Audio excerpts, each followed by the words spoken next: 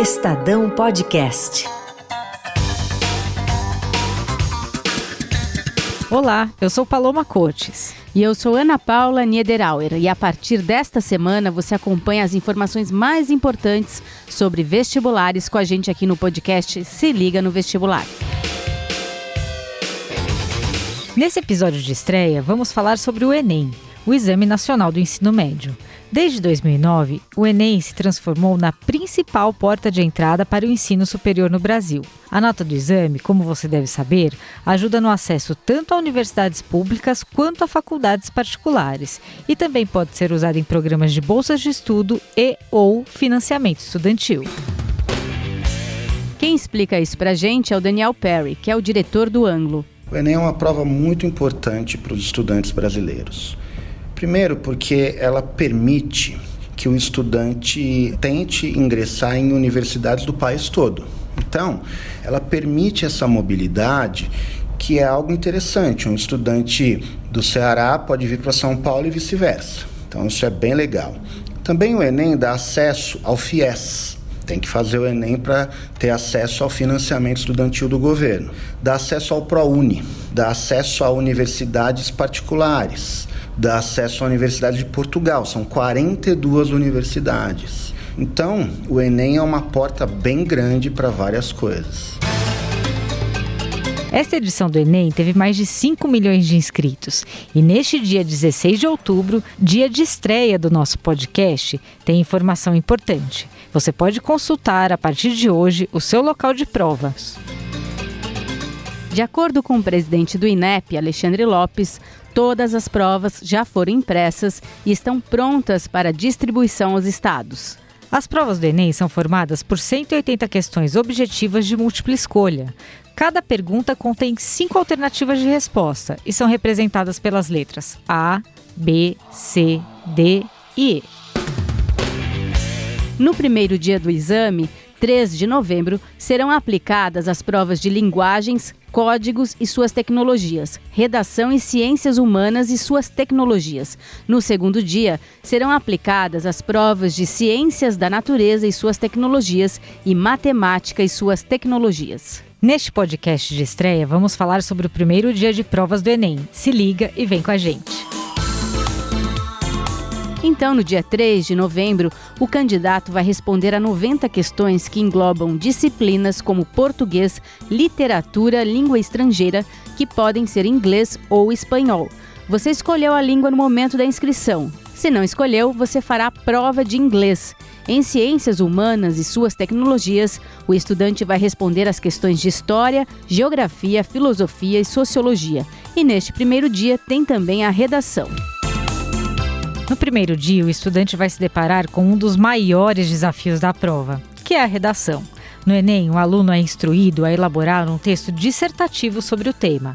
A gente entrevistou o professor do Anglo, Sérgio Paganin, e ele deu dicas preciosas sobre o assunto. Se liga! Se a gente tivesse 2, 3, 4, 5 horas, uma tarde inteira para escrever, o texto sai de um jeito. A gente reescreve. Mas escrever no Enem em 1 hora, 1 hora e meia, escrever no exame vestibular com tempo cronometrado, com um tema de improviso, dá medo. E é por isso que para muita gente é um vilão.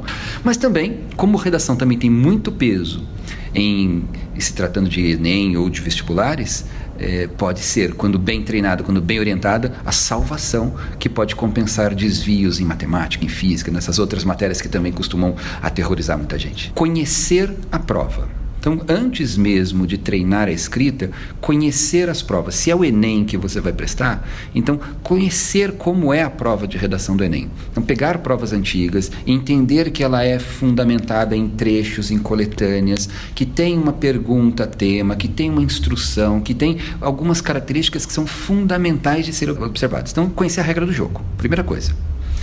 Depois, é fundamental também aprender a escrever dentro do padrão do que é dissertação argumentativa de vestibular. Então vamos explicar o que é. É aquele tipo de texto em que você se posiciona diante de uma questão polêmica, você dá sua opinião a respeito de uma polêmica, você arranja argumentos que dão sustentação e depois você fecha o texto, e que no Enem esse fechamento é por meio da proposta de uma intervenção. Isso significa que essa é uma coisa bem importante para a dissertação, que não é que você que escreve vai convencer o outro de que aquela sua posição é boa. Não é bem isso, porque nessa situação concreta, esse outro é um examinador. Ele não vai se convencer da sua posição. Você vai, por meio dessa estrutura da dissertação clássica, convencer o leitor, neste caso o examinador, de que você tem coerência, de que você tem firmeza no que você acredita. Então você tem uma opinião, e essa opinião ela é escorada no argumento 1, no argumento 2, no argumento 3, numa proposta de intervenção, tudo arrumadinho, empacotado, com coerência, mas é para convencer de que você é alguém que pensa com ordem, que pensa com clareza, que toma partido diante de questões polêmicas, que tem conteúdo para provar que essa tese é sustentável. O Enem publica redações nota 1000. Aquilo é um exercício maravilhoso para aprender, sem muita técnica, o que é um texto dissertativo. Então, se você está se preparando para o Enem, acho que uma coisa muito legal é acessar redações nota 1000, mas estudá-las mesmo. Olha, essa introdução aqui está muito bem feita, está aqui a opinião, no finalzinho do primeiro parágrafo. Olha, esse outro texto aqui, nota 1000, tem 3 parágrafos de argumentação, o primeiro fez assim, o segundo parágrafo tem aquele outro assunto, o terceiro assim. Só a leitura desses textos, e tem muita redação nota 1000 na internet, o próprio INEP publica essas redações nota 1000, isso ajuda você a treinar essa questão que é o formato. E é muito importante, tem critério para avaliar o formato. E eu indico assim, uma redação por dia. Não para escrever, mas para estudar. Uma redação nota 1000, para estudar e ver como é que ela tirou nota 1000. Por que é que ela tirou nota 1000? Quais são os recursos que ela tem? Que acho que talvez seja um dos melhores treinos que a gente tem. Se liga no vestibular. Existe um tamanho mínimo para a redação? A resposta é sim. O estudante deve escrever um texto acima de 7 linhas para não ter a redação automaticamente zerada como texto insuficiente. O coordenador de redação do Grupo Etapa, o Wellington Borges Costa, fala sobre possíveis temas que podem aparecer na prova. A gente não pode deixar de considerar um aspecto. Vai ser o primeiro Enem sob o atual governo. E este governo é um governo que em vários pontos ele se mostra muito distinto dos anteriores desde que existe o Enem. Mas eu creio que a redação, o tema não perca suas características elementares, deve ser uma situação problema que exija uma proposta de intervenção para a solução. Eu apostaria em princípio num tema mais isento. Se for meio ambiente, não vão mexer com a Amazônia. Eu acho que se for meio ambiente, talvez lixo, mobilidade urbana, meios alternativas mais sustentáveis à mobilidade urbana. Ou então, saúde, temas que de certa maneira rimem saúde e juventude, então, depressão na adolescência, distúrbios alimentares tipo anorexia, bulimia, obesidade infantil. Alguns outros temas, por exemplo, uns temas de uma pegada mais urbana, mas assim, maus tratos a animais. E como os estudantes estão se preparando? A gente foi às ruas para ouvir. Estratégia para o vestibular. Oi, meu nome é Pietro, eu tenho 18 anos, estou prestando vestibular para medicina. Bom, eu tô me organizando principalmente assim, eu divido minha rotina entre estudar matéria e fazer simulado, principalmente. E eu também, assim, quando eu corrijo o simulado, eu gosto de ver o que eu errei e estudar baseado no que eu errei. Meu nome é Gabriel, tenho 18 anos, estou me preparando para prestar o vestibular de marketing. Comecei o cursinho esse ano, em 2019, no começo do ano. Vem sendo bem diferente para mim, que eu saí da rede pública, mas está sendo bem positivo começar um ano bem diferente, se dedicando para valer, 100% focado dentro do vestibular, Mas é isso, por fim, acho que está sendo algo muito positivo para amadurecimento também e questão de conhecimento, assim, além de livro, de vida. Já na parte de ciências humanas, o Daniel Perry, que é diretor do Anglo e também é professor de história, fala sobre assuntos que serão abordados na prova. Com base nos últimos 10 anos, o que o Enem em geral cobra são mais questões de história do Brasil do que história geral, tá? Sobretudo da era contemporânea, tá? Então, no caso do Brasil, Brasil República. no caso História Geral, Idade Contemporânea mesmo. A gente percebe sempre uma preocupação do Enem em fugir de temas super tradicionais, de cunho eurocêntrico. Então, vai ter questão sobre África, sobre Ásia, sobre povos nativos brasileiros, sobre a mulher na história. Então, é uma prova nesse sentido diferenciada no que se refere ao conteúdo. Ela é bem menos tradicionalista. A professora de Geografia do Objetivo, Vera Lúcia da Costa Antunes, fala sobre a importância da interpretação. O Enem, ele tenta fazer o aluno pensar, a partir dos conhecimentos que o aluno tem, tá? Ele vai utilizar esses conhecimentos e colocar em prática ali, ou naquele mapa, ou naquele gráfico, ou naquele texto, tá? Eu posso ter todas as alternativas verdadeiras, mas a única que responde o problema daquele texto é esta. E no Enem, ele tem que ter leitura cuidadosa, ele tem que ver realmente o que está falando o texto, ou o que o gráfico está te mostrando, ou o mapa, o que está te predominando naquele mapa, ou enfim. Ele tem que prestar atenção, ele tem que ler um mapa, ler um gráfico, ler um texto, é tudo leitura. E o professor de Geografia do Anglo, Augusto Silva, dá dicas do que vai cair com certeza. O Enem, ele tem ali questões que são bem interessantes envolvendo temas atuais, mas é importante o candidato perceber que, como são questões testadas, não necessariamente os temas atuais foram aqueles que aconteceram esse ano. Às vezes são temas que estão relacionados a um ano atrás, um ano e meio atrás. Então é sempre bom recuperar algumas coisas que vêm acontecendo nos últimos tempos, como, por exemplo, questões ambientais, temática fundamental hoje, relacionado, por exemplo, a mudanças climáticas. Tem a com ver... certeza vai cair. Com certeza. A gente vê esse perfil dentro da prova do Enem e é um tema de muita força nos vestibulares. Um candidato tem que se preparar bem para essa temática, sobre o acordo do clima em Paris, sobre metas que os países porventura tenham em relação ao aquecimento global, consequências disso em todo o planeta, por exemplo, no trânsito das grandes cidades. Essa é uma temática também que porventura aparece. Não necessariamente em geografia, às vezes pode ser na parte de sociologia até mesmo. Se liga no vestibular. O professor Breno Morita, do Etapa, fala sobre a prova de inglês. Ela é bem característica, sim, porque ela trabalha bastante próximo da proposta da BNCC. Então trabalha muito com gêneros textuais diferentes, interpretação de texto, pergunta muito focada nesse aspecto comunicacional da língua mesmo. Então aquele gênero, por exemplo, um quadrinho, uma tirinha, então tem um efeito de humor, tem uma crítica, qual que é essa crítica social? Aí outra questão, tem uma carta, essa carta então é uma carta para o editor, o que é que está reivindicando, está reclamando. É esse o tipo de questão, normalmente, que o Enem costuma trabalhar na parte de inglês. Existe a sua particularidade, dificuldade, porque se um aluno, por exemplo, é bom de inglês, mas está muito acostumado a ler, ouvir música, então esse é um gênero específico, envolve um vocabulário específico, certas construções gramaticais específicas, mas aí se ele não está acostumado a ler, por exemplo, um texto mais técnico ou jornalístico, aí ele vai ter dificuldade. Então a dificuldade maior seria mesmo nessa variedade de campos que o Enem aborda, né?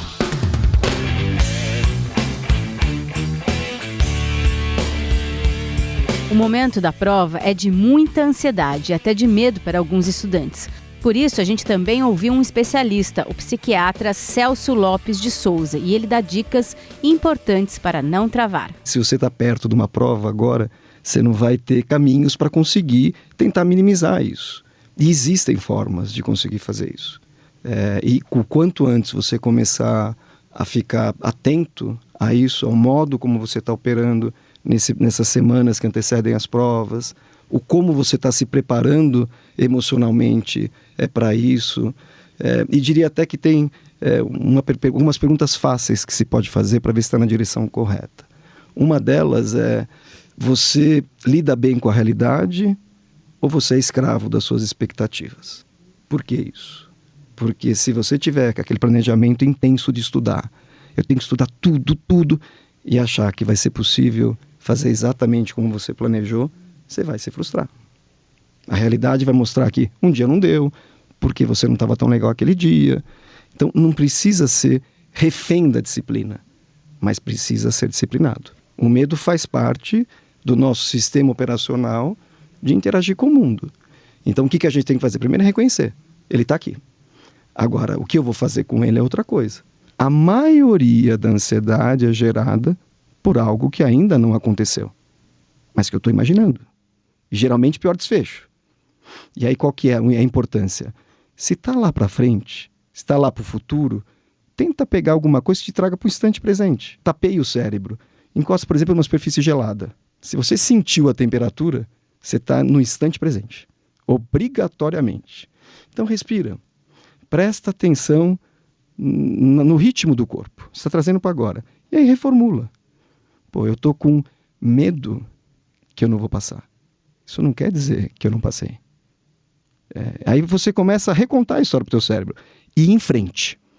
Quer dizer, não para. Aliás, a gente pode até colocar numa sigla. Veio uma ansiedade muito forte? Pare. O P é perceba que você está ansioso, com medo. O A, aceite. E foque no agora. São os dois As. Reformule os pensamentos, o R. E o E, em frente. E já que estamos falando em dicas para relaxar, a gente falou com os vestibulandos para saber o que eles gostam de ouvir. Solta o som!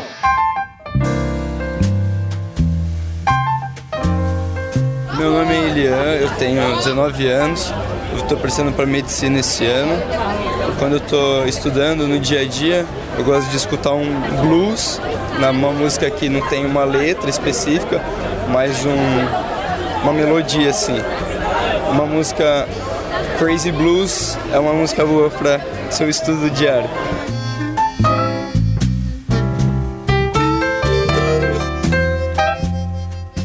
E já que estamos falando de coisa boa, vamos falar de comida. Você quer levar um lanche na prova? Pode levar, mas os itens podem vir a ser inspecionados por um aplicador. A nutricionista Anita Sachs, da Unifesp, dá uma dica importante sobre o que comer e beber na hora da prova. Eu recomendo por volta de 1 litro de água, né? Então 2 garrafinhas de meio litro. E eu acho que a barra de cereal é mais prática e ela vai fornecer a mesma energia que o chocolate. Porque o chocolate, nesse calor, acaba derretendo, melando, sendo difícil de consumir e muitas vezes ele deixa de comer por essa questão, por estar derretida, por ser difícil, por sujar a mão, né? Então a barra de cereal é mais prática, mais fácil. Mas, além da barra, o que eu recomendo? Levar uma fruta fácil de ser consumida. Então, banana, maçã, pera, muitas vezes ameixa, pêssego, sabe? São frutas mais fáceis. Ou mesmo uva, um potinho com uva lavada, dá uma energia imensa. E um sanduíche, 2 fatias de pão com queijo. E esse sanduíche, qual a minha dica? Vamos supor que ele use pão de forma, que ele corte em 6. Então ele vai pegando pedaço por pedaço que já entra inteiro na boca. Ao invés dele ter que segurar o sanduíche, morder várias vezes. Então, levar esse sanduíche já porcionado, né, em cubos. Bom, agora vamos aos recados importantes. Nos dias das provas, fique de olho no horário. Você deve chegar com antecedência ao seu local de prova. Os portões de acesso serão abertos ao meio-dia e fechados à 13h pelo horário de Brasília. Após o fechamento dos portões, ninguém mais entra. A aplicação da prova começa às 1h30 e termina às 7h da noite, no primeiro dia, e às 6h30 da tarde, no segundo dia. Também não se esqueça de levar um documento original com foto. Daí, valem carteira de identidade, carteira de trabalho, habilitação e até passaporte. Não são válidos, segundo o INEP, protocolos, certidão de nascimento ou casamento, título de eleitor, carteira de habilitação no padrão antigo, que era sem foto, carteira de estudante, registro administrativo de nascimento indígena, conhecido como RANI, ou crachás de empresas. Além disso, o INEP não aceita cópias de documentos, nem se forem autenticadas e nem versões digitais. Então, se liga, tem que ser o original. É bastante informação, por isso mesmo, o Se Liga no Vestibular terá vários episódios. Essa é uma série de podcasts do Estadão para te ajudar nessa maratona de vestibulares que começa logo mais. E para participar do podcast, envie sua pergunta para o nosso Telegram. É só abrir o aplicativo e procurar a conta Se Liga no Vestibular. Na semana que vem, a gente fala sobre a segunda prova do Enem. Até lá! Até lá!